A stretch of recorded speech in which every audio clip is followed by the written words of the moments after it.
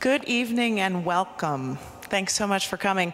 I want to give a special thank you to those of you who came in person, and I also want to acknowledge that there are dozens, maybe hundreds of dozens, I don't know, watching online. We know that several of our parishes are consolidating groups at St. George's Valley Lee to watch this and submit questions, and we're delighted that we've had the kind of participation we have. This is an evening with the Bishop and Brian McLaren, and to my left are the Bishop and Brian McLaren.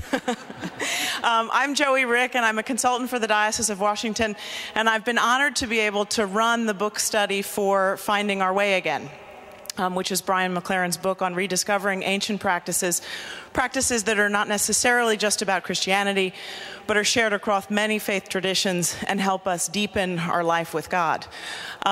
This Lent, we've been studying the book. 36 of our parishes have had book study groups, so 36 out of 88 is phenomenal. Thank you all. We've also done an ongoing Facebook reflection of the day for people who wanted to participate online, an online video conference that had marginal success, and 6 diocesan events at parishes around our community that ranged from intimate groups of 3 people to larger groups of 24 people, and we thank everyone who came to participate with those as well. Tonight is our capstone event, and it's an hour and a half of what we hope will be fireside chat. As unreasonable as that is with 400 people, what we're looking for is a conversation. So I'm going to open us with prayer. I'm going to tell you a little bit about the format. I'm going to introduce Brian and Bishop Mariann, and then I'm going to open them up to some introductory remarks. The Lord be with you. Also with you. Heavenly Father, bring us your grace this evening. Let us explore the mysteries that we have with one another, the mysteries that we share with other traditions of faith, the mysteries that are present in your ancient practices. Help us open our minds to things left heretofore unseen, open our hearts to things heretofore unfelt, open our ears to things heretofore unheard. Grant us that we may share in your wisdom and embrace the joy that you've given us as a community of people exploring and seeking, even in those moments where we might be stuck or in doubt. Help us be with you tonight as we're with each other, both those of us physically present and those of us farther afield. And help us remember that the work we do here tonight is actually a platform for work that we will continue tomorrow and beyond, in memory of the resurrection of your Son, Jesus. Amen. Amen. Again, we're going for a chat. And a chat means that we need you all to share your thoughts and your questions. What you'll see in the center aisle are 2 microphones that will become live once Bishop Mariann and Brian share their opening comments. I hope that you all will come to the mics in whatever semblance of reasonable order you determine. We're going to let that be organic unless it starts to go wrong, and then we'll intervene. And share either a question that you'd like them to answer or some compelling thought or experience you had when you were reading the book. We won't necessarily limit the conversation to finding our way again, but that's sort of the impetus for it, and we hope to keep it at or near that topic.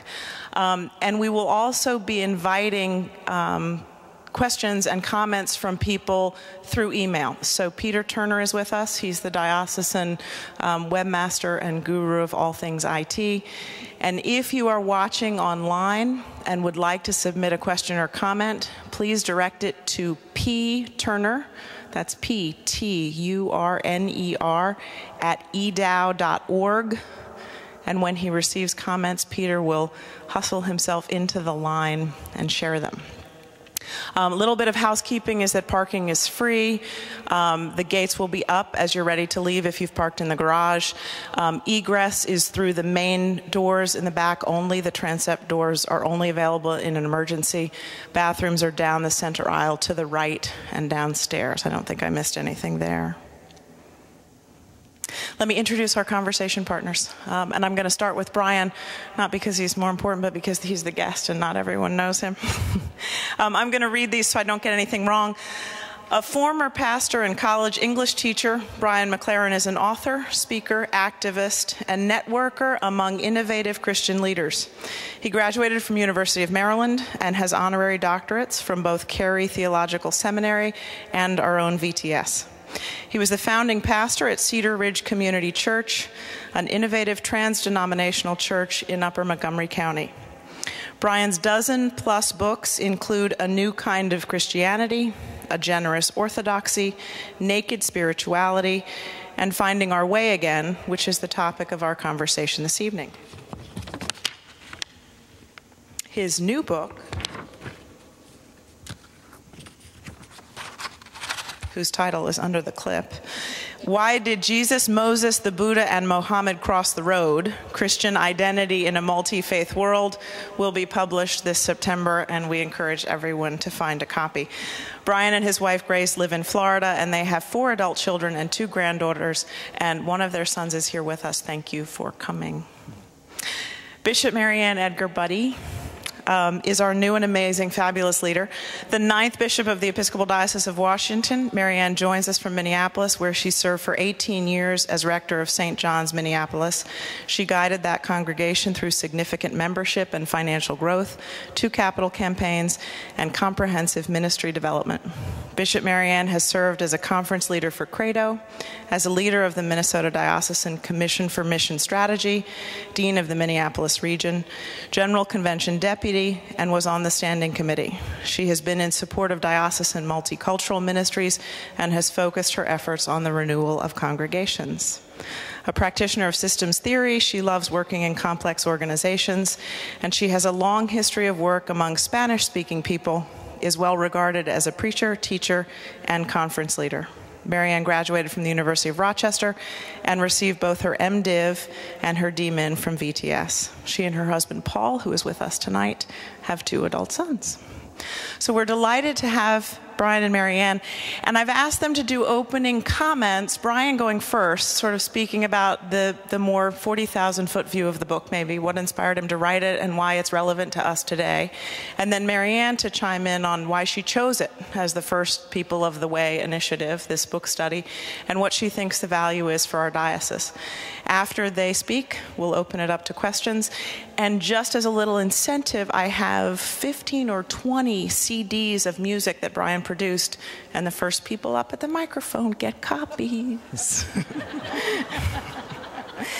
Any questions about protocol or logistics before we begin? Welcome, Brian. Great. Thank you. Good evening, everybody. We're not above bribery. It really is a pleasure for me to be here and a great honor, and I'm so honored to be with Bishop Mariann. When I heard that she had selected this book, my first memory was all those hours in the basement paid off. I live in Florida now, but I've lived most of my life in Maryland, and I wrote this book, Finding Our Way Again, in the basement of my house up in Laurel. I wrote this when we still had, I think, 3 of our 4 children living at home. And so later we turned a bedroom into an office, but at that point I was writing in the basement. And you know, when you're alone and you're working on a book, you just never know what's going to happen. You're not quite sure anybody will read it beside the editor, and you hope it will have some effect. But there was an interesting story behind the book, how I came to write it. I had started writing books about the juncture of Christian faith and mission in our postal world, you know, postmodern, post-colonial, post-industrial, and so on. And if any of you have done any writing, you might understand this, but you're always pressured to keep writing the same book over and over again, just with a different title. And I've never really wanted to do that. I've always had, I guess, maybe ADD or something, but I just wanted to get on to other subjects. But there's some pressure to just keep writing about the same thing. And I've been writing about this, the challenges of Christian faith engaging with this postmodern world but I'd been a pastor for 24 years, and a big part of my life as a pastor was actually helping people in their spiritual life. The church that I pastored, it's up in Burtonsville, called Cedar Ridge Community Church, was unusual in that, I'm not sure what the case is now, but when I was there, something like 50 or 55% of the people at the church had not been churchgoers before coming. Now, they may have been born, baptized as infants, but a lot of folks, they'd show up at church for the first time and they'd say, oh, I haven't been to church in 25 years. I haven't been to church in 10 years. And so we were a place for people either finding faith for the first time or kind of trying to reignite their faith or turn the key after the battery hadn't been tested for a long time, so to speak. And so much of my life was involved with the spiritual life, but I wasn't getting much of a chance to write about that. Well, into that situation came a lady some of you may have heard of named Phyllis Tickle. Phyllis was the religion editor for Publishers Weekly, which put her in a situation of knowing the American religious landscape like as few people could. And she had an idea for a series of books that she wanted to write. She wanted to do a series of 7 or 8 books on spiritual practices. And she was interested in this for 2 reasons. First, because her instincts told her that the Christian faith had to rediscover itself as a way of life, not simply a system of belief. And very often I think we can see this not only in the Christian faith, but we can see it in every religious community. A vibrant spiritual way of life and calling very easily degenerates into just a system of belief or just an institutional tradition. Whereas if that spiritual life is there, there's reasons to keep the system and the institution going, but very often that vitality is what we lose first.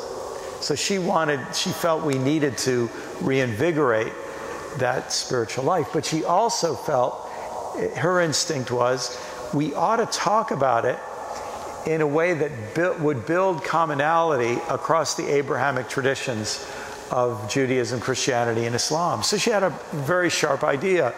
Why don't we find 7 core spiritual practices that Christians, Muslims, and Jews all share? And so that was the idea for the series. And let's see if I'll remember all 7. A holy meal. Fasting. I always remember those 2 together. Fixed hour prayer or daily regular periods of prayer.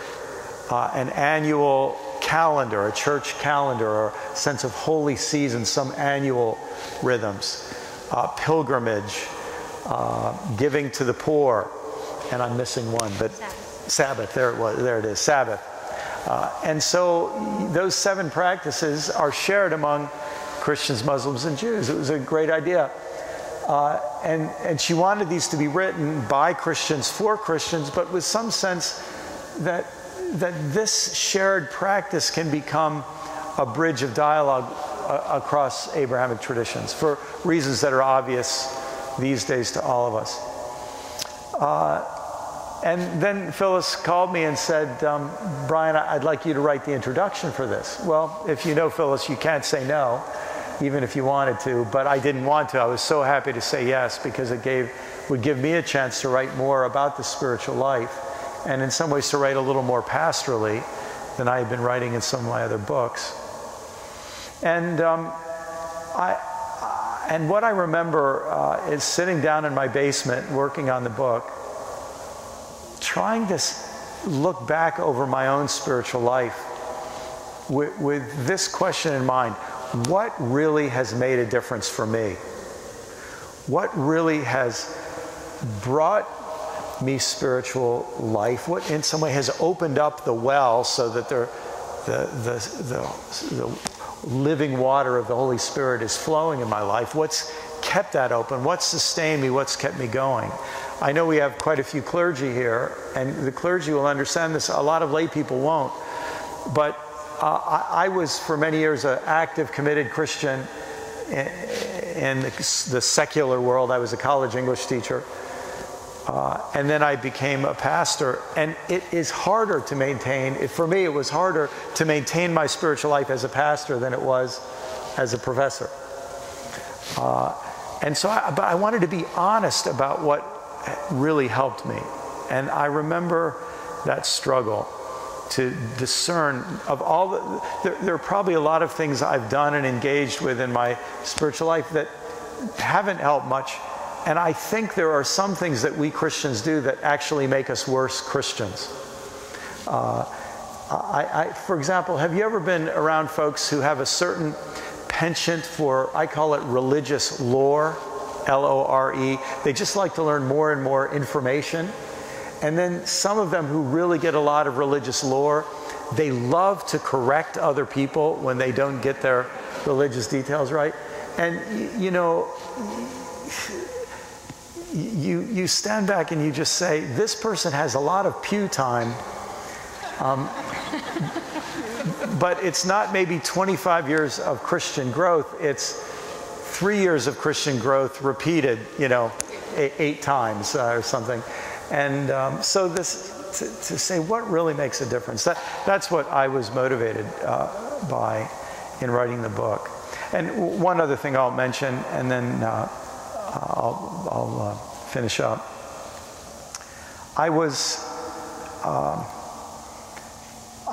I also have always, I know that Bishop Mariann is interested in systems theory, and the thing I love about systems theory is it's about seeing things whole, trying to see wholes, not just W-H-O-L-E-S, not H-O-L-E-S, but to see the big picture.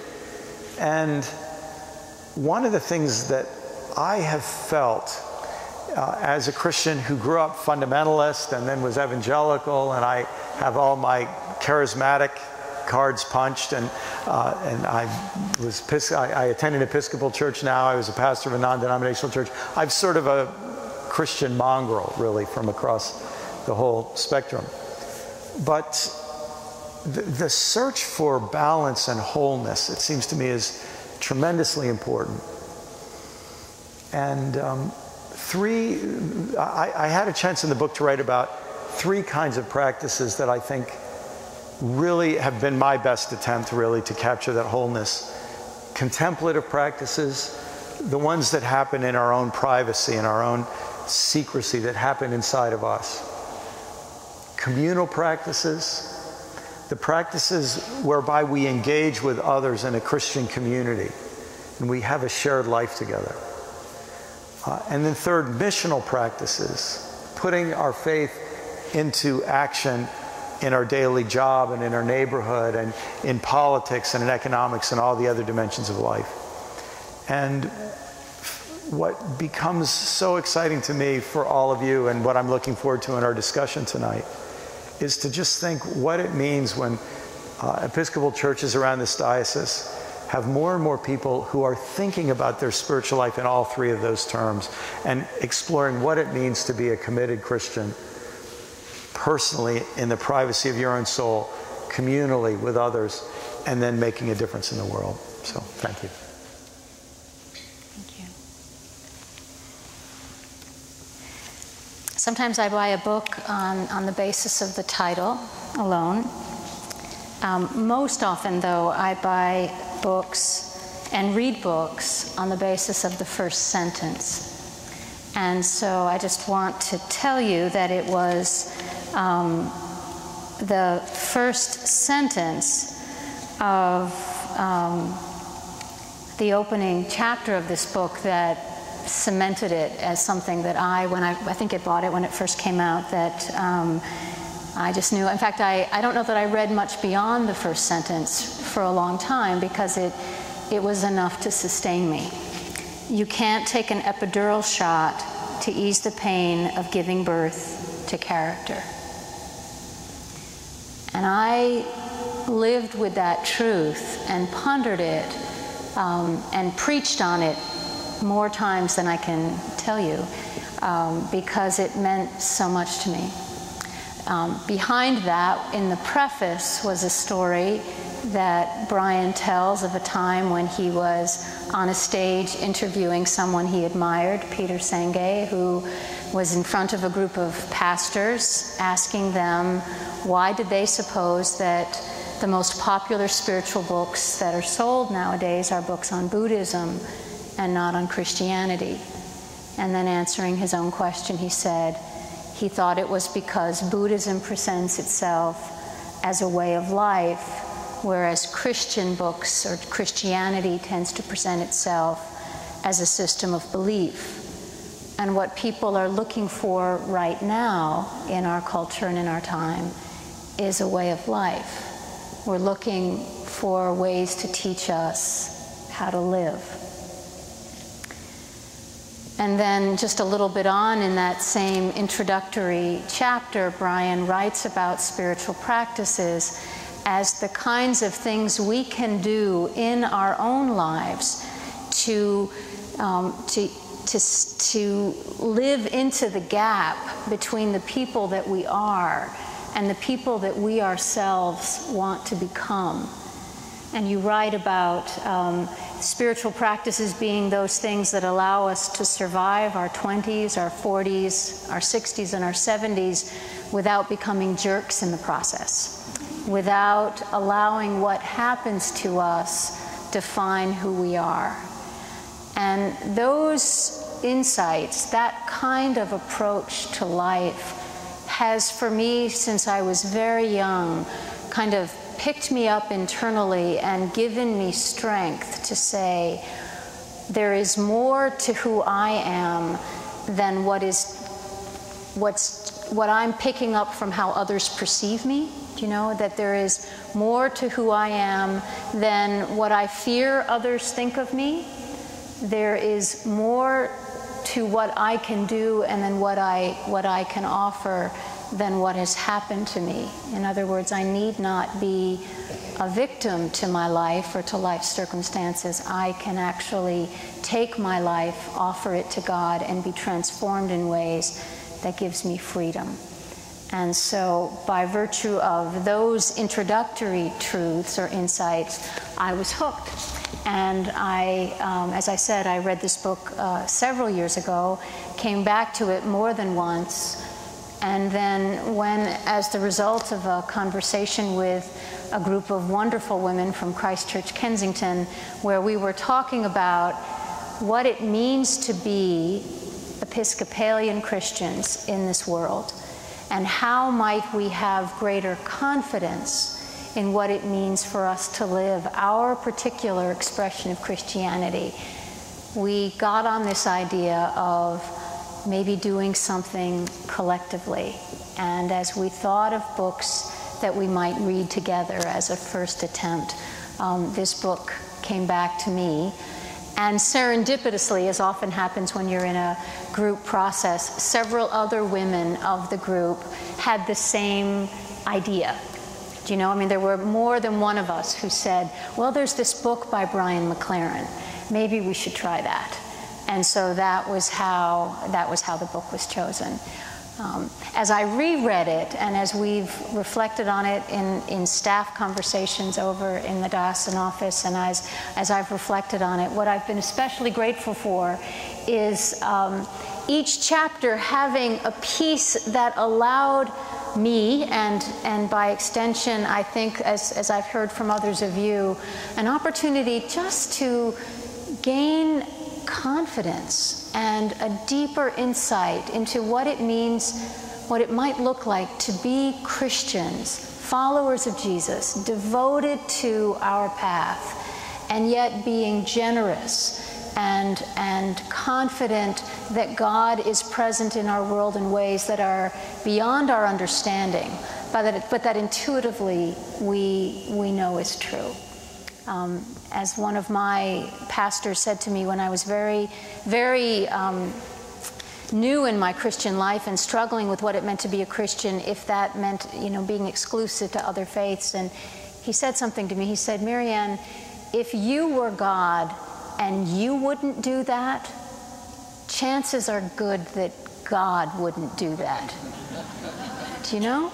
And that was, for me, that was just a really revelatory statement. Like, if you wouldn't set up the world that way, chances are God wouldn't. And then even by extension then, if you in your most loving and your most whole would live in a certain way, then chances are you're connecting to the part of God that dwells inside you. And so it was for that reason I was hoping that we could collectively reflect and share together what it means to live as confident Christians and humble Christians in a world so amazingly diverse that we can't help but conclude that God delights in that diversity and wants us to live alongside our fellow human beings and practitioners of other faiths with respect and curiosity and rich communion. So I think I'll stop there and allow those of you enticed by the CD offer to, because we'd really, I personally, and I know Brian would, we'd really love to hear from you and where your thoughts and your conversations have taken you, and perhaps questions you might have with Brian while we're blessed to have him in our presence.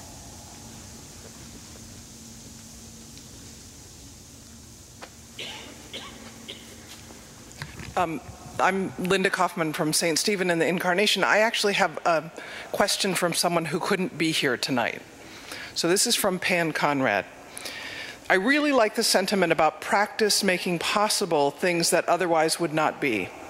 That being said, following the analogy of training for the marathon, we now know some things about athletic training that we didn't know even 10 years ago. What are some new things we might be learning now and in the future that can improve our spiritual training? Not to replace the ancient practices, but to create even more effective practices. In other words, do the practices evolve as we do? Very nice.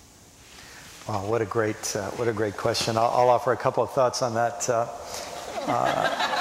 But I really want to hear the right answer from Bishop Mariann. But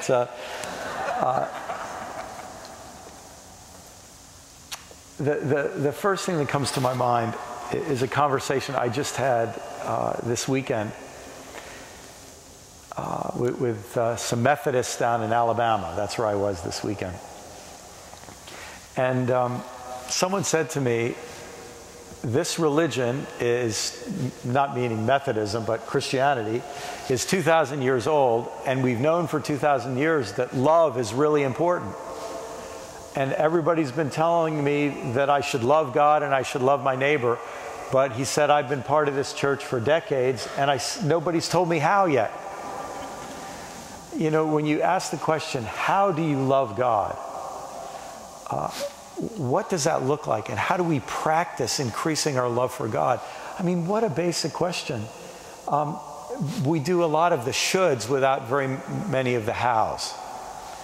And there really are answers to that question in our tradition, rich answers to that question. And if we were to just spend a few hours with everyone in the room and have each of us give one little piece of that from our own experience, what's the truest answer you would give to that question? How do you love God? How can someone who wants to learn, what could you share with them? I mean, that's the wisdom that I think is so resonant in our congregations, but we haven't learned how to give voice to it yet. For example, if you were to ask me that question, how can I love God?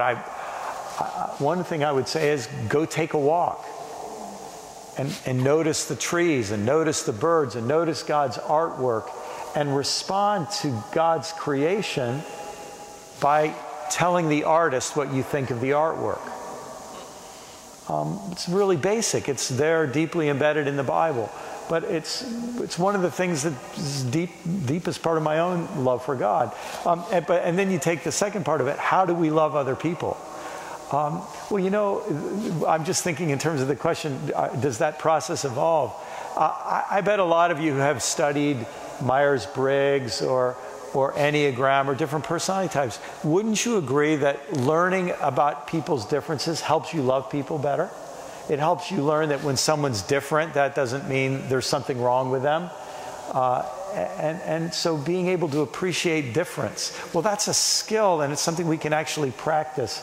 And we can be around people who help us practice that. So that's the kind of thing that comes to my mind. You know, although, was it Elizabeth Briggs, who was the founder of Myers-Briggs, she actually was inspired by a verse in 1 Corinthians talking about gifts differing. That verse had a big influence on her conceptualizing of that way of understanding personality types. But you know, you can't chapter and verse personality types in the Bible. But you can find the beginnings of this in the Bible, and I think that's the kind of thing I think that can help us. There are many other examples, but that's how we can start to learn the how-to of loving each other. Where my mind went to with the question was how, for example, the rule of St. Benedict, which is a classic rule of Christian practice and life, has been translated and adapted to particular beauty in our contemporary life, and that I don't know if, I mean, part of it might be evolution in that progressive sense, but it also might be simply translation, that it takes an ancient practice and translates it to a world and a language and an understanding that we can relate to more effectively. And so that was the first thing that came to me. And I would think also in terms of, I know in my own life, practices evolve based on my own, like where I am in life and my own sense of maturity and simply aging, that things change. And so one of the things that strike me about these practices is that they have an eternal component, but they're also flexible and adaptable. And so no one age, even the age in which it perhaps was incarnated first, would have ownership of it. It would change and evolve and maybe even revert back at other times because of the circumstance or the context in which the practitioner is living them. I wonder, before we go to the next question, if I could just give, when you said that about St. Benedict, I know that one of the key practices of Benedictine spirituality in terms of loving our neighbors, ourselves, is hospitality. Yes. And I'm remembering one of my early mentors in my early years as a Christian. He just gave me a beautiful translation of that. He said, Brian, when you walk into a room, look for the person who feels least comfortable or least at home, and you go and create space where they'll feel comfortable. And that simple little idea, I thought that's right. He gave me a clear practice where I could translate that ancient practice into contemporary terms. Think of what would happen at coffee hour if we all did that. You know? So, yes. Yes, hello. My name is Henry Nash from St. Thomas in Washington, D.C. And we had a book club, and we read the book and were very interested and taken by it. And I was very struck by that question that was posed in the beginning of the book, that Christianity, spirituality, should not only be a system of belief, but actually a way of life. And I noticed that in the book you went through a number of ways that we might be able to make that better happen through prayer, pilgrimage, participating more actively in Sunday services, etc. But what the book does not do is give a description of what the way of life is or what it looks like. And I know that in our book club we kept asking ourselves, what would it look like to have or to be a spiritual person as a way of life, what would that look like? Do you have any thoughts on that? No idea at all. That's, no, that's a great question. It's such a great question. You know, one of the nice things about being a writer is if you forget something in one book, you can add it in a later one. So a couple years after writing Finding Our Way Again, I wrote a book called A New Kind of Christianity. And in that book, it's built around 10 questions. And one of the questions was, what do we do about the church? Because we know that many of our denominations are in trouble in different ways, and facing that and figuring out what we do about it is a question all committed Christians grapple with. And as I answer that question or grapple with that question, in this later book, I talked about rediscovering the church as a school of love. The idea being, it used to be, even here, not that many decades ago here in the United States, that good people were expected to go to church whether they needed or not. And everybody was obligated to go. It was where good people should go. And if you don't go, it raises questions about your credentials, what kind of person you are. And that's just disappearing. Very few of us, I bet, go to church because we're expected to. And I think as we move farther and farther into the future, people are going to say, I need to find out what this is supposed to do for me. I remember some friends of mine said, look, I don't want to go to church. I'm already a terrible person, and I don't want to add being judgmental and hypocritical to the bad list. So their assumption is that's what would happen to them, you know. But if the idea was, I'm going to this place because every week when I go through a series of planned exercises. That's what liturgy really is. Liturgy is a series of exercises. And wise people have developed plumbing our history and adapting things from our history. They've come up a little bit like a trainer does at a gym, and I think I mentioned this in the book. They've come out with a good workout for people to stretch all of their love muscles, their patience muscles, their kindness muscles, their forgiveness muscles, their confession muscles, and so on. And so we have this idea that there's that by being together and going through these set of practices together, we're becoming more loving people, more Christ-like people. And this to me is what's so important about your question. The way is the way of love. That's what Paul calls it at the beginning of 1 Corinthians 13, which was not written for weddings. It was written for life. And this to me is really what we have to imagine more and more, that our lives are framed by love. Now look, for some of us, where we are, we're just trying to grapple with survival. And if that's where we are right now, survival, that's great. But survival, once we're at basic survival, we're going to then move toward love. And I think I know that sounds like an obvious answer, but it keeps us pretty busy, I think. Maybe the one thing I would add is that maybe the practices don't point us to the way in the same way that religion isn't a... You know, it's that thing about the finger pointing at the moon. It's not the moon. That there's a part of our life and a part of this practice that points us to a greater mystery. Both a mystery of God, but also a mystery about our own selves, our own lives. And we can't define them by practices. But I think you say it in one of the chapters, the kinds of practices and the kind of lives we live will open up various ways of knowing God inside us. In other words, the kind of people we become inside will inform how we can know God.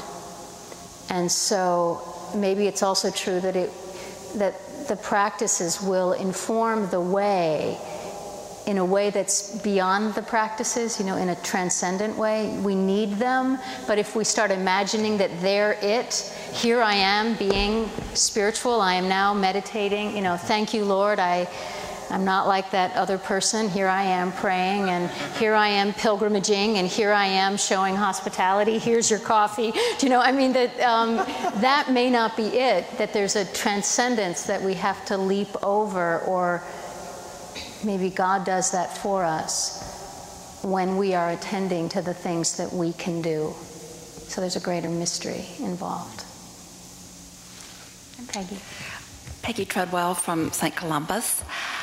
I stood up to ask this question in response to what Bishop Mariann first said in her opening remarks. In a way, you've both answered them, but I'm going to ask it anyway. What I really love about the book is the plea not to start making new lists of things we've got to do, and to recognize the things we are doing and how we can see that with different eyes. So the specific part of the book that just fascinates me and makes it very hard for me to do that is when you're talking about where we get stuck in the big issues, whether it's civil rights or women's ordination or human sexuality. And the way I understand what you've written is so life-giving, but I want to make sure I've got it right and ask you to expand on it, that in fact we get stuck. God does not take sides. The Israelis are right, the Palestinians are wrong, etc., down the line. But rather, when the issue is too big to contain the rigidity, it will overflow into new life. That's the way I read it.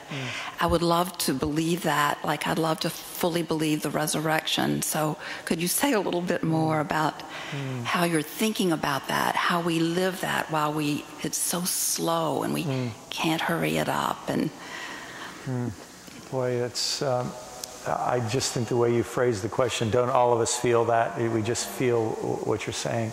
You know, I'm a very happy guy tonight because I flew in this morning and I got to spend a couple of hours with my 21-month-old granddaughter this afternoon. So I was on a swing set today, and I was on a swing with my granddaughter today. So I'm just happy. I'm ecstatic. I'm a Pentecostal tonight. But I think all of us who've been parents, we just know you can't rush things. It really takes a long time. It really takes a long time to learn how to crawl and walk and run and speak. And it really takes a long time to learn how to share and forgive and be faithful and be resilient. And these things just take so much time. And I think part of our confidence and our faith in the grace of God is realization that God, how does the psalmist say it? God remembers that we're dust. You know, he remembers we're frail, we're weak. And so God has to be patient with us. And I think I do not have that kind of patience with myself, much less anybody else. But if I step back and say, I imagine the patience of God with the whole process. I think what that helps me do is then almost stand back and be able to look at the much bigger pictures, you know. So you just think in some ways we can be religiously zealous and religiously immature. There's an immature kind of zeal. And we have to be able to, almost like a parent looking at a child, say, well, it's good the zeal is there. Let's hope some maturity comes now, you know. And I think we have that huge challenge.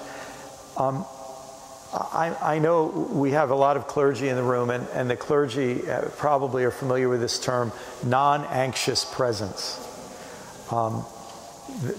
There's a way of being in the middle of chaos, where you're peaceful, you're confident, you're not freaking out, you're not adding to the anxiety in the room. You're just radiating confidence and peace that things are going to be okay. And I think this is one of our, it's something that I think we all struggle to occasionally touch, and maybe it's part of the maturity that we gain. And it's one of the ways I think that spiritual leaders contribute to the ongoing growth and development of the communities of which they're part. It's by being there, confident with the patience of God, but also confident that, as my friend Rob Bell said it, love wins and grace makes progress, and that, well, love never fails, and that's a beautiful confidence. Thank you. Thanks.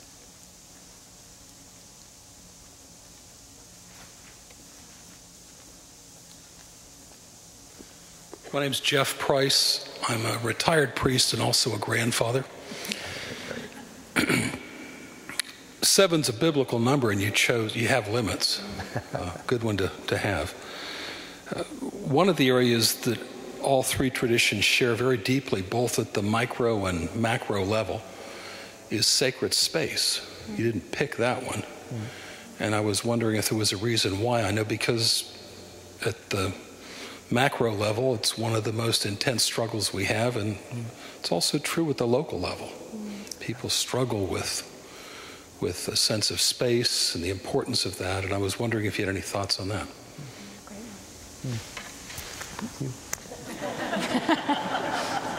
I'll write about that one. No, just kidding. Wow, what a great question. I don't know that I would add to it, Jeff, except to say that I would agree that space and hallowed space, and also space that human beings hallow by their faithfulness to that space, either constructing it and praying in it as we do in churches, or visiting them as we do on pilgrimage, allows the transcendent to break through to us. And yet we would also know that our tradition would affirm that no space can contain God, and God can reach us wherever we are. So there's the paradox of that. So I would think that if anyone wanted to write an extra chapter on that, maybe the one thing that would be interesting is to think about is that, because we're talking about practice, and as you were alluding, that there's some struggle with that. There's struggle around creating space, maintaining space, seeking space.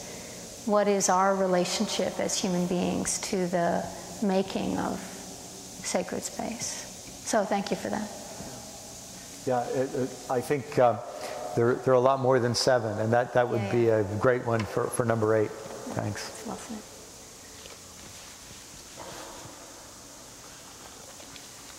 Hi, I'm Chuck Devine, St. Mark's on Capitol Hill. I'm worse than a cradle Episcopalian. My family's been Church of England for centuries.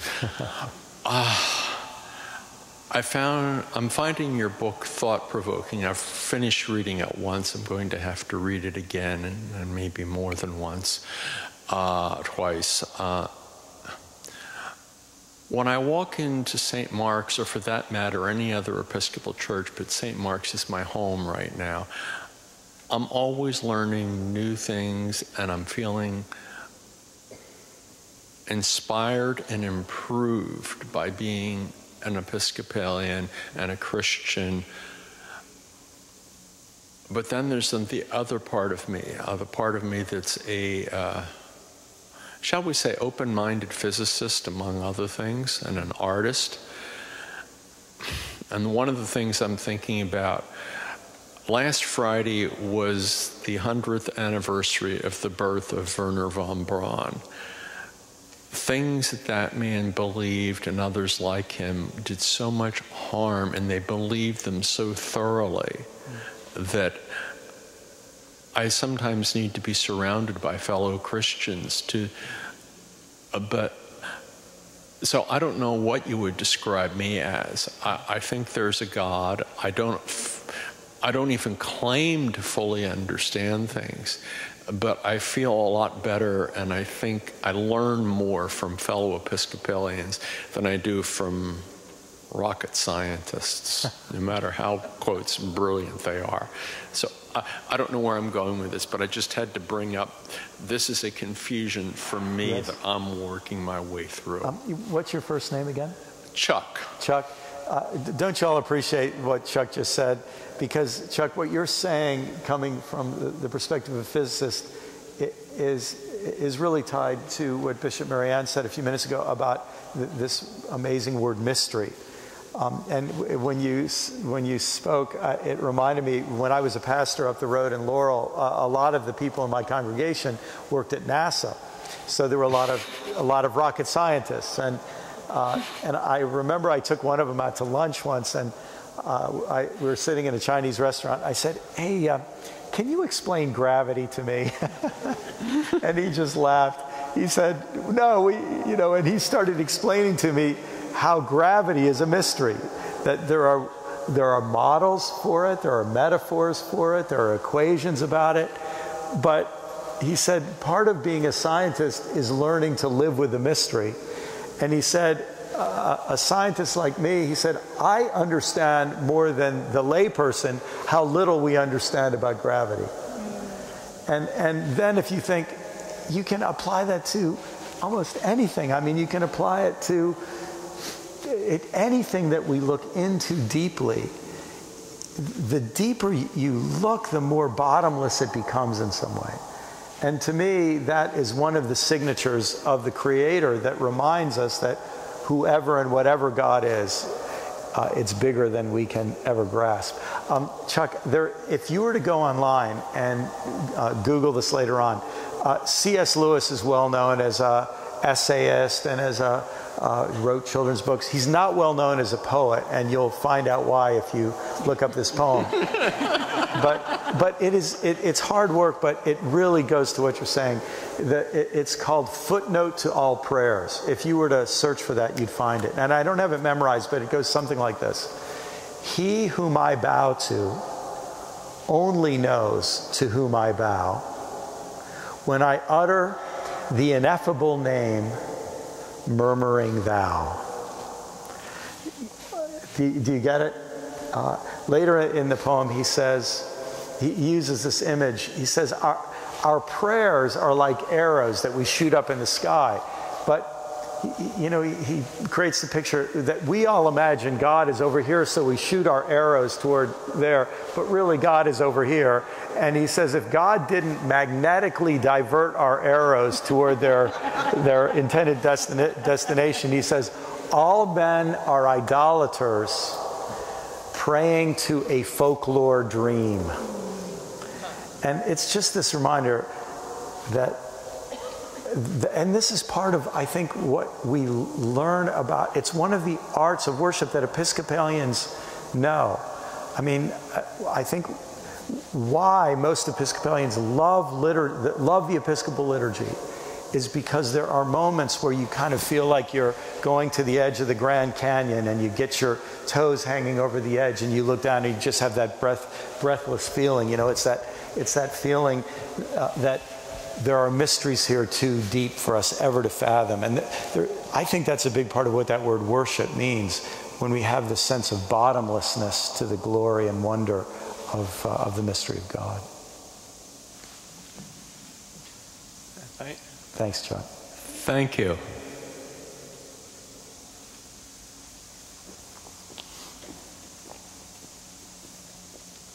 Hi, good evening.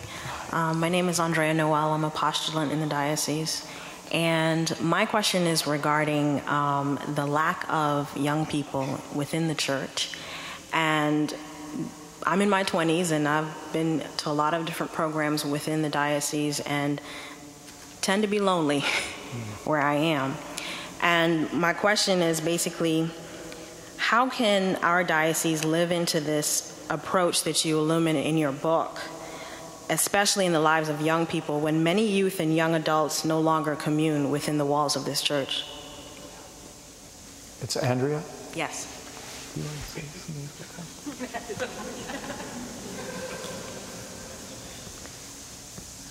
Well, I feel like it's in some ways it's the missional question of our time, and certainly of our context.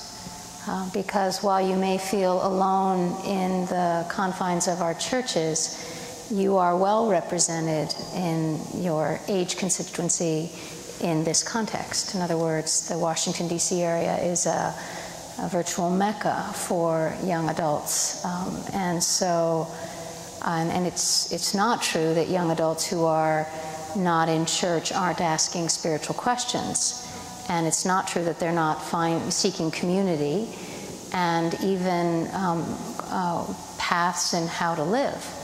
And so the question for me is, what do we as Christians, what do I as a Christian person have to bring to the table for a generation that is rising into its asking all the great questions of life. And so I don't know what the answer is, but I consider it to be, I think I have some pieces of the answer, but I think it's our task. It is it's in the top 3 of the next, the next phase of our life as a church. So I would turn the question to you, and I would say, what do you think? And you're not alone in that either. Thank God. There are young adult cohorts in almost every congregation or grouping of congregations in the diocese. And so, while you may feel lonely in a given part of the diocese, one of my goals is to try and bring that conversation to the fore and learn from you and learn. And some of it is learning a new language.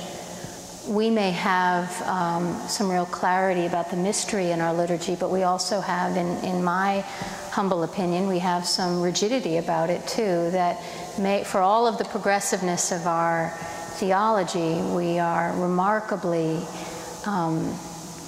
rigid in some ways that may not speak as well to our culture. And so that's one of my thoughts on that. I may be wrong about that, but that's one of my starting places. So I think we have a lot of work to do, and I'm glad you're here, and I'm glad others like you are raising that question with us, and so more to come. But I welcome Brian's thoughts as well. Would you tell us a couple of thoughts there on your mind, Andrea? I'd love to hear what you're thinking. Bishop Mariann is very right that, I encounter young people everywhere. At my job, I do a lot of work with campus ministries at the universities in and around the metropolitan area. And I will say for myself, we want to find somewhere that's safe for us to ask those difficult questions. And probably because of the structure of the organized church, it makes it difficult to feel safe to ask those questions. But I do know that we are gathering outside of the church. We are gathering in homes, we are gathering at bars, we're gathering at different places and talking about spirituality, talking about our awareness of God within our lives. I think that we, as young adults, need to help adults older than us to learn to engage us and to learn to engage each other, because I think it's more an issue of partnership versus pioneering a new frontier. So those are my thoughts on that. That's great. Fantastic. Fantastic. What becomes very exciting for me, Andrea, I don't know you at all, but just to the degree I know you a little bit, I guess, from hearing you now, I just think, boy, if we have people like you around, we're going to work this out. As long as we listen and as long as you speak up and people listen. And I'll just tell a very quick anecdote. I was in England a couple of years ago, and a young priest came up to me, a Church of England priest, and said, could I take you out for coffee? And it was a conference, and I was speaking, but the next session, somebody else was speaking who I really wanted to hear. I said, I'm really sorry, I wanted to hear so-and-so. He said, no, I'm desperate. So I said, okay. So we went out for coffee. And he said he was about ready to quit. It was his first assignment out of seminary after ordination, where he was the rector. And he was just finding it, he was young, and he was finding it deadening the apathy and just nothing happening. And he was really, really discouraged. And I said to him, how many hours would it take you to fulfill all the duties that are demanded of you in this struggling little parish? He said, including attending the service? I said, yeah. He said, maximum of 6 hours a week. He said, everything I do beyond 6 hours is just bothering people. So I said, and it's a very small congregation. I said, and in England they have a 38-hour work week. I said, so you basically have 32 hours on your hands. He said, yeah. I said, would your bishop support you if you were to just say, I'm going to serve these people with 6 hours, and I'm going to take the other 32 hours to find ways to reach out to the people in this community who don't attend church and create space for them? He said, my bishop would be thrilled. I said, well, this is one of the great things about being in an Episcopal system. If the bishop will support you, you can go a long way. And I don't know what happened to him, but I think very often we have a lot more power than we realize if we'll dare to take some of our creativity and try it. So thanks, Andrea. Thank you.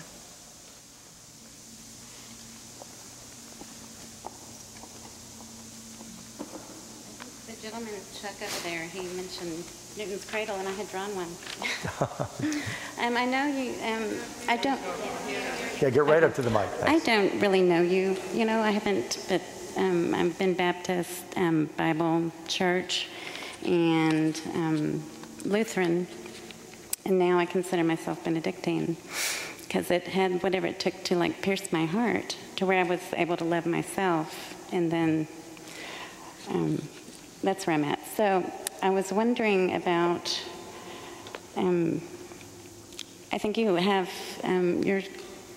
have been labeled and mislabeled and stuff, and like as mystical or New Age, and I was just wondering what you think that has, what that effect of that is on the people that are caught in the middle, where you have the Reformed religions and then the other more open ones, and what kind of effect does that have on the people in the middle? Okay. They seem like they just get stuck. Yeah. Okay, well, that's a good question. Your first name again? John Charlene Pagan. Very good. Well, I'll just speak very personally, since you asked something personal there.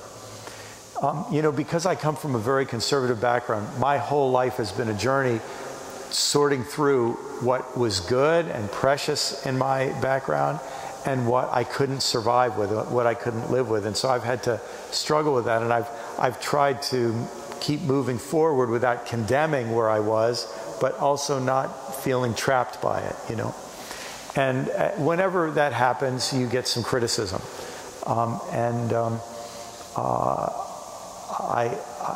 I know the bishop is getting all kinds of experience with this too. Anytime in the world of religion you take any stand at all, you find out that there are some really mean religious people out there. And it creates a lot of controversy. And then you face this new challenge. If you try to defend yourself, I've found it pretty much impossible to defend myself without being defensive. Do we need to? Yeah. So it really is a test. It really is a test full of all kinds of temptations. When you go through something like this, you can become reactive, you can become defensive, sometimes the criticism is valid, you need to listen to it, learn from it, and so on. But I think one of the great opportunities that we have when there's conflict and tension is the opportunity to differ courageously and graciously. And those three words are all important. The courage to differ is really important. You know, I think a lot of Episcopalians feel this. A lot of the Christians, I'm going to try to be discreet here, okay, who are most vocal in our culture are sometimes a little bit embarrassing. They're mean, they're judgmental, they're, you know, whatever. And so then you almost don't want to speak up because you don't want to be classified with them, or you don't want to add to the religious noise. But if the only people speaking up are of that temper and nobody else speaks up, we shouldn't be surprised if the word Christian gets defined by the only people speaking up. So that's where it takes the courage to differ. But then the challenge is to differ graciously and to just press on and differ graciously. And I was just going to say, and I love the way you asked about how does that affect the people in the middle? Because at that point then, the people in the middle, they have a choice. Because now they can see, well, here's one alternative, people who are outspoken this way, and here's someone who has the courage to differ graciously, and now I've got a couple options. So, thanks.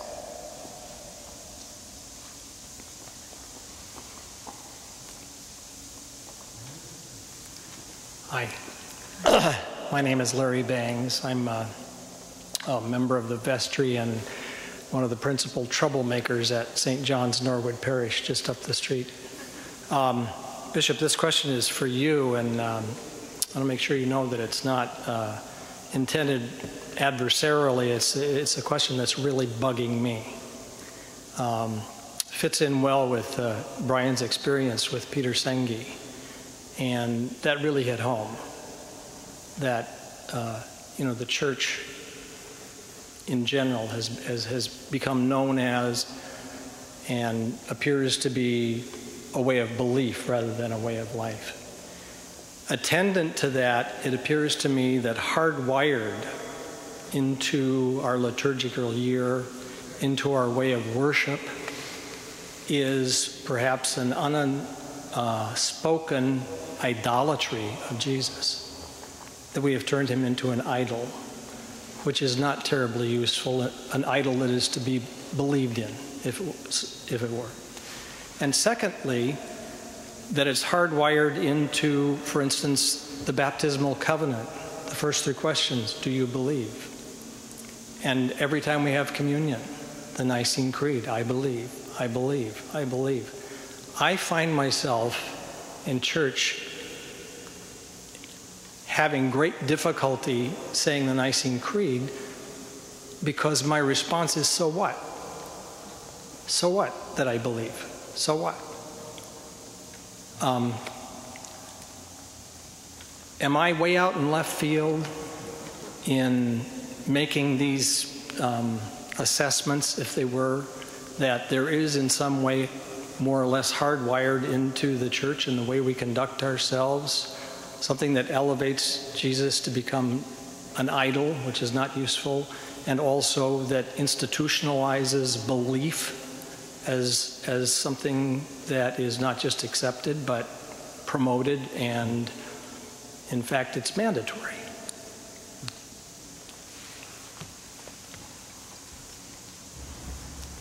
Let me start with the creedal question first, and then the belief part of the creeds, and then see if I can wrap my brain around what you were saying about Jesus as an idol.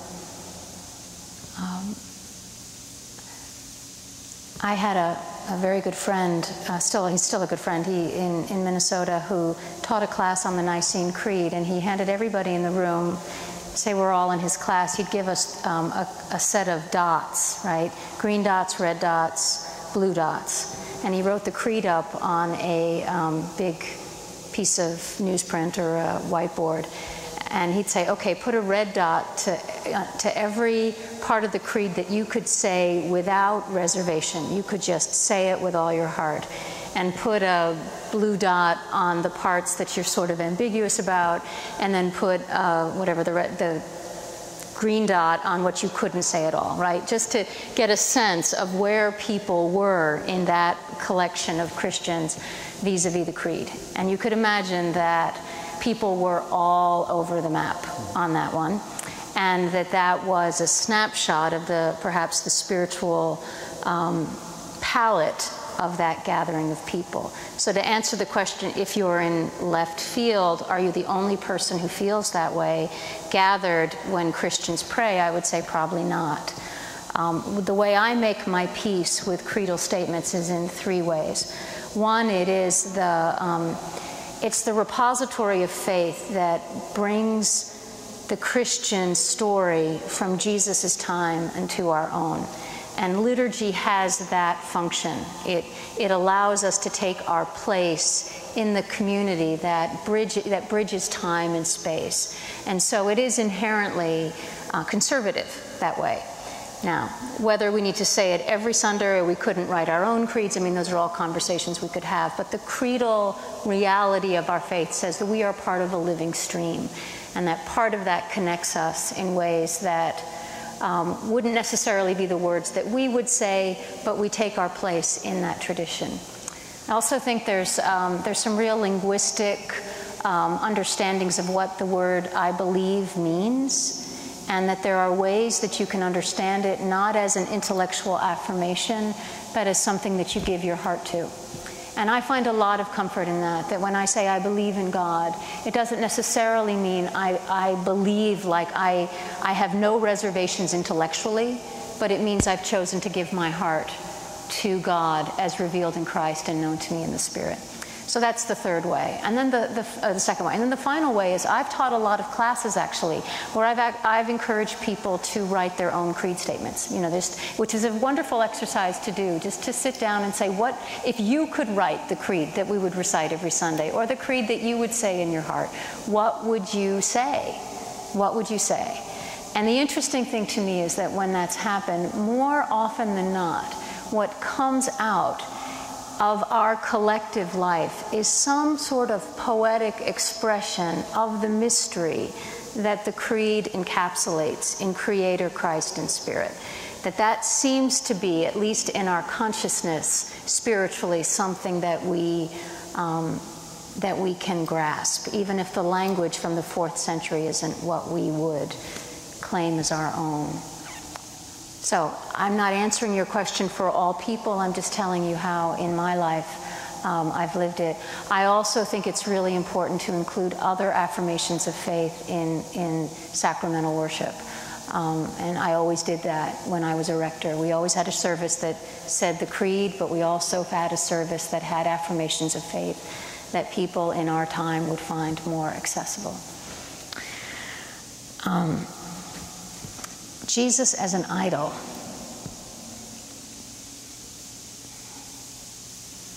I think I would need to understand what you mean by idol before I could answer that question honestly. I am a Christian, and I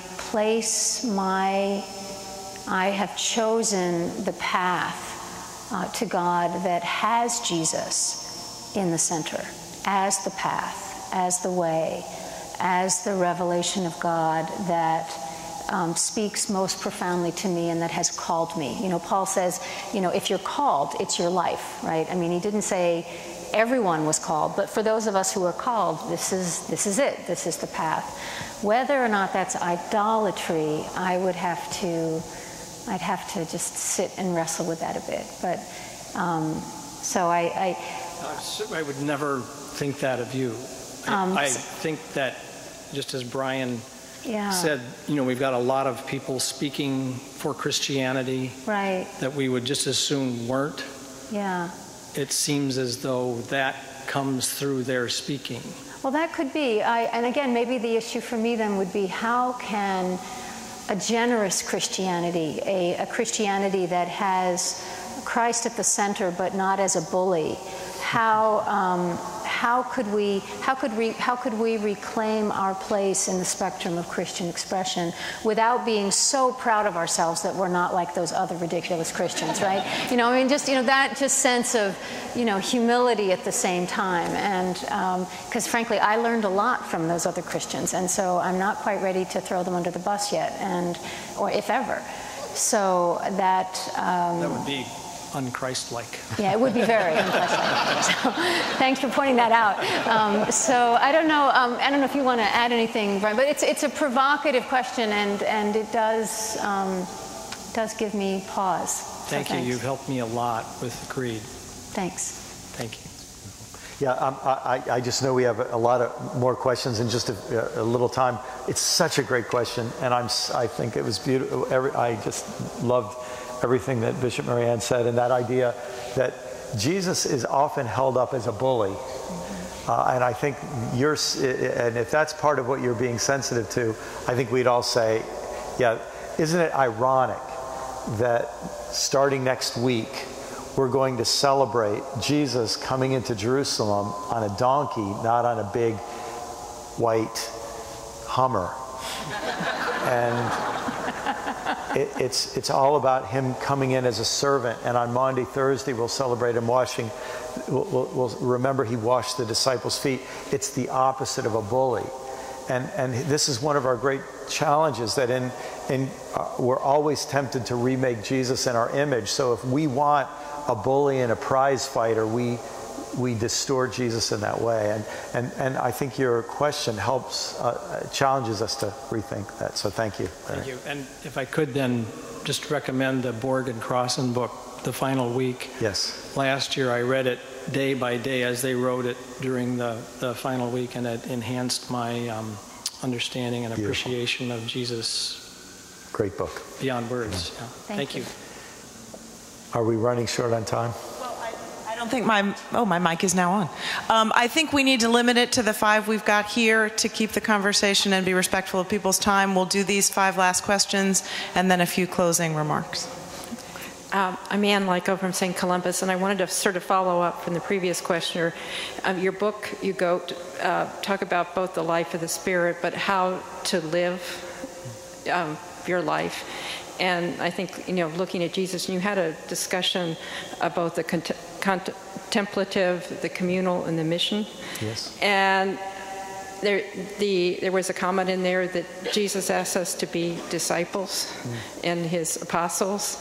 And in this society, we seem to be oftentimes too much looking at the individual and our own spiritual development and kind of me.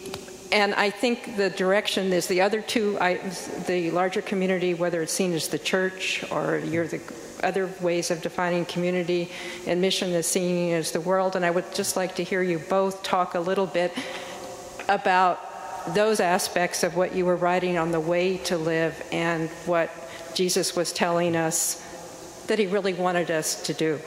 Thank you. I think in the interest of time, I'll let Brian answer, and then we'll kind of tag, so make sure that everybody has a chance to speak as well. Good. Maybe I'll just give 2 quick examples. It's a great question. And communal. A communal practice is to stay reconciled. So if I have a conflict with someone in my community, it's my responsibility to stay reconciled. To let there be a grudge or a rift that we don't reconcile, it's just unacceptable. I'm committed to staying reconciled. Now, I was a pastor in the same church for 24 years, and there were some people in that church who liked me more than others, and vice versa. But we were committed to trying to stay reconciled. And for some of us, I remember one fellow in particular, every Sunday I would go up and give him a hug, and he would give me a hug, and I knew he didn't like me. And he bugged me too. But we were committed to not avoiding each other. That's a simple communal practice, a simple missional practice. It's a little mantra of mine, or a little saying of mine. I move toward the other. So if I go into a crowd and I see someone who seems very different than me, my discipline is, my practice is to move toward the other. And that's part of my Christian practice, because I have the story of Jesus and the Good Samaritan. He crosses the road, he goes to the other. So those would just be 2 examples of those kinds of practices that I think can form us.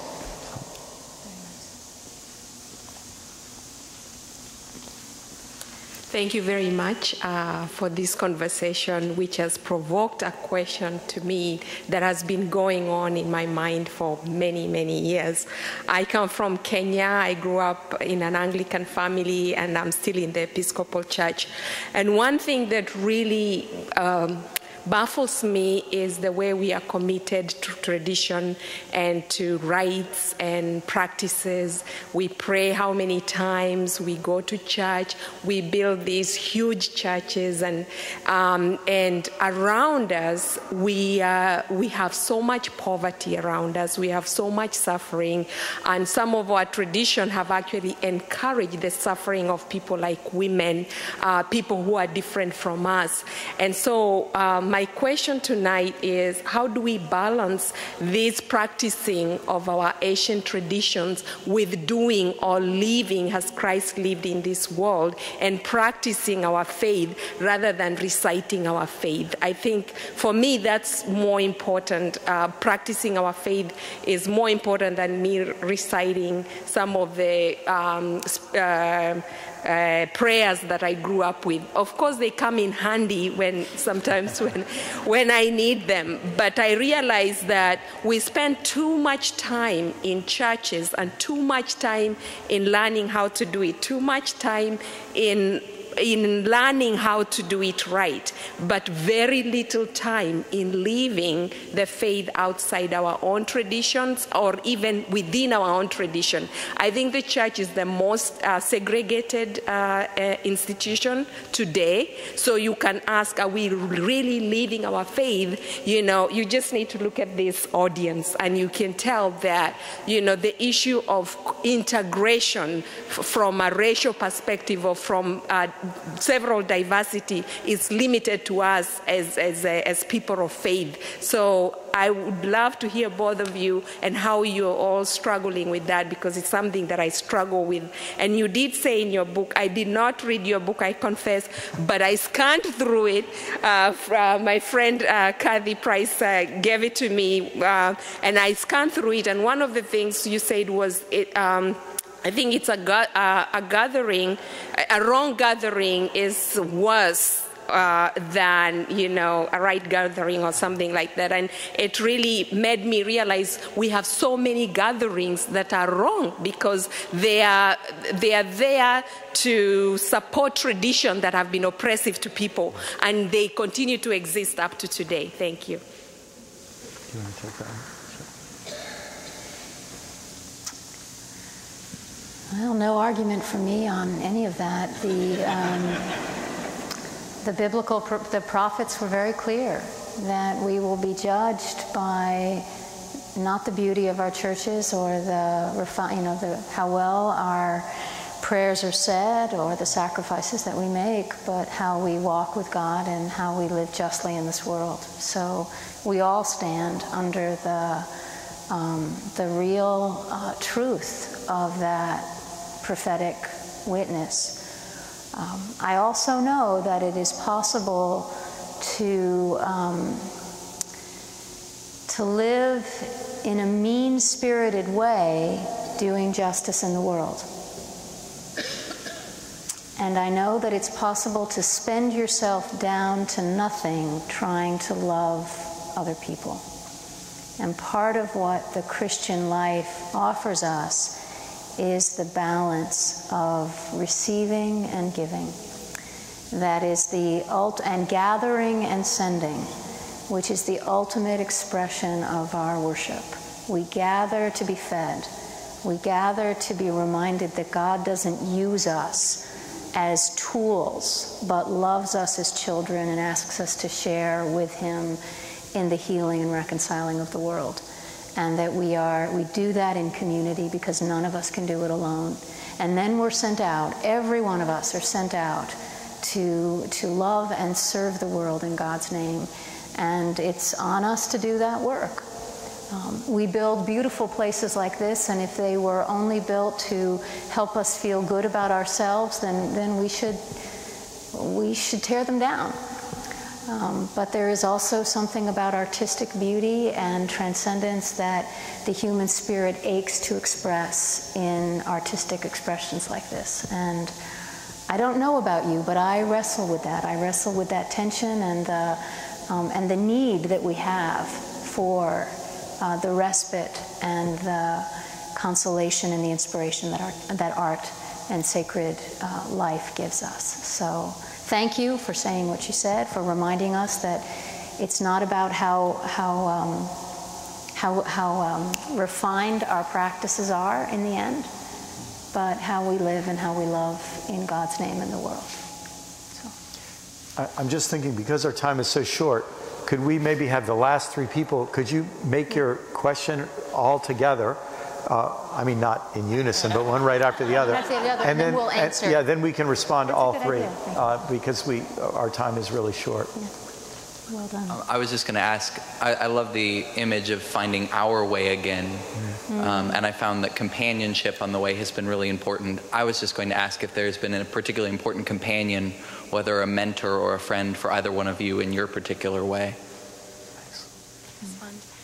I teach in Southeast DC, and so I'm sure as a former teacher and resident of DC you're familiar with the challenges that come along with that position.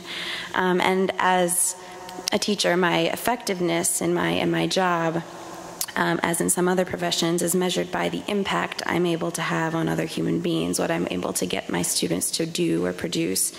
So for me, your analogy of the heat and light of the iron rod spreading up the pole really spoke to me. So if I can even get close to the point through a combination of spiritual practices to that, finding that unison with the fire of God, the even greater challenge for me spreading that fire, especially working within a community that is very much in sort of survival mode. I've come to recognize that, and as I'm sure you have as well, that often the most marginalized people of society are also the most resilient, but they're also very necessarily in this sort of survival, merely focused on surviving. So how do I and other people in working within this sort of community, as a teacher, as a mentor, move my students beyond survival to life, living life? Great, thank you. Hi. I'm Gloria. I just got your book. It was just ordered so that I can get it. But the main thing that I liked about it was the matrix. What do you do at 5, at 15, and in 25? 5, I have no idea. 15, oh my God, it was chaos. And the point that I'm trying to make, at that time, 15 maybe to 25, your life is just in chaos. What makes you to come back? What can you say to someone else to make them to come back and believe in God? Maybe your house burned down, your mom was killed, road rage, What can you say to bring someone closer back to Christianity? There is a God out there. Thanks. Should we make our responses our closing comment? Yeah, that's a good idea. You go first. Okay. We've decided that our responses to these 3 questions would be our closing comments as well.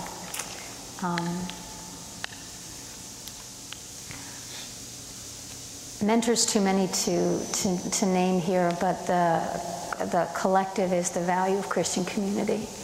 And as one coming into this diocese as a new member of this community, I just want to extend my gratitude for all of the ways that Christian community is lived out in this diocese and the privilege it is to walk among you and to do my part to strengthen that. And maybe for both of those questions at the end, the thing that came to me in both of your descriptions was the importance of presence and how sometimes we don't have the ability to do what we want to do for another person, be it a child that is struggling for survival or a person who has endured great hardship, but that our presence and our willingness to stand in that place of suffering with them is an opening for the Spirit to move in that person's life, as well as whatever we're called to do to offer real consolation or opportunity because our lives have been brought into closer proximity with theirs. So thank you for those questions. Amen. Gosh, I've been so blessed with good mentors, but the one who comes to my mind, because we're talking about spiritual practices, was a guy named Tom. And when I was in my, right around the age of 20, I met Tom, and he did 2 things. He gave me a book. and I'm just thinking about the fact that books can really help people. He gave me a book called The Practice of the Presence of God by Brother Lawrence. And when I read that book, I thought, this makes no sense to me. I don't get it. I don't see why he's so excited about it. But I paid attention, and that book ended up being one of the most important books in my life. It wasn't important to me at that point, but he was excited about it, and it almost became an enticement to me that there was something beyond where I was that I could learn. Then another thing he did is he gave me a little, you know those little $1.95 black and white journals you buy in the drugstore, you know, the little composition book. Yeah, he gave me one of those, and he said, you know, Brian, I try to read the Bible. He said, I don't read it every day, but I read it several times a week. And I try to pray every day. And so I just keep this, I take this journal and I put the date when I started on the front. And then when I fill it up, I put the date on. And he said, and each day I write a prayer. And if I read something in the Bible, I write some notes on it. He said, I thought you might want to try that sometime. And he gave it to me. And I just moved a couple of years ago. And I have, you know, big cardboard boxes full of the journals that I've accumulated through my life, because he had was a good mentor. I want to jump to the question about from the sister who is a teacher, and actually I want to save that one for last. And then I think it was Gloria who asked the question. I just want to say, her question reminds us, we always say that life is short, but life is also long. I mean, some Wednesday afternoons are really long. You know? And, but, you know, in the course of a lifetime, we go through all kinds of ups and downs, with all kinds of different seasons. And Gloria's question reminds me that there are some seasons where we struggle and suffer spiritually.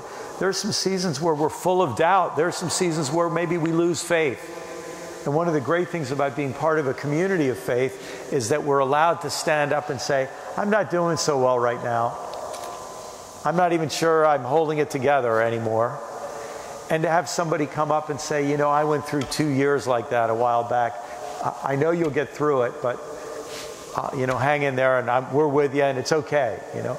That means a lot, to be in a community where that's okay. But would it be appropriate to do the closing prayer now, or did you want to make some announcements first?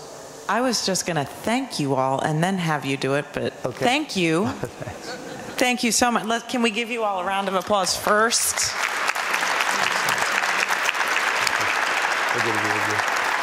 Thank you. From the bottom of my heart, and from yours, I suspect, as well. Thank you so much for being with us. Thank you all for making it participative. I started to feel awkward jumping up to give the CDs out. So for those of you who asked questions, there are CDs right there.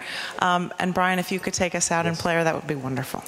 Well, I'm just thinking that the question from the sister who is a teacher, it reminds me that one of the real purposes of places like this where we gather for worship and prayer and so on is so we can be sent back out the doors to represent Christ in the world. And one of the best ways to think about spiritual practices is to just think that in some ways, through our spiritual practices, we're just making a little space for Jesus to live inside of us and to really embody the spirit of Christ and God's spirit of love and peace and joy and generosity and forgiveness and so on. And I was a pastor for 24 years, and I think the part of being a pastor, people ask me, what do you miss? Well, the parts that I was good at, I still get to do.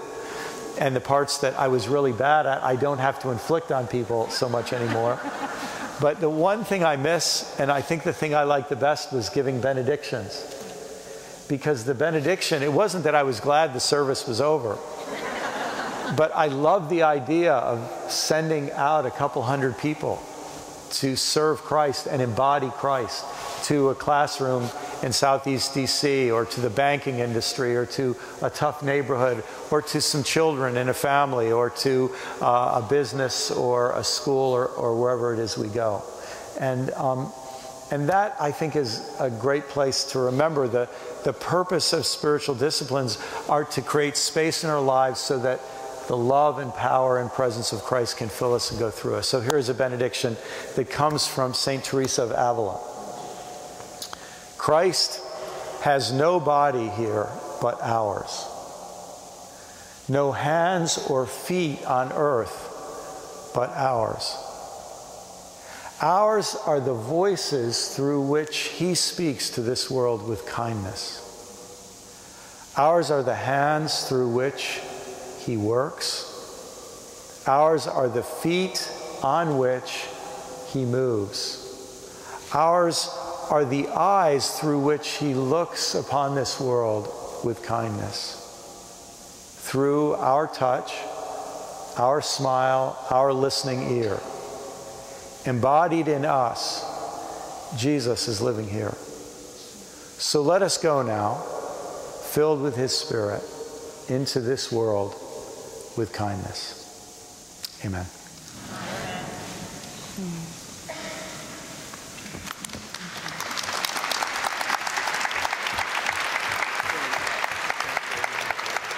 What an honor to be with you. Thank you so much.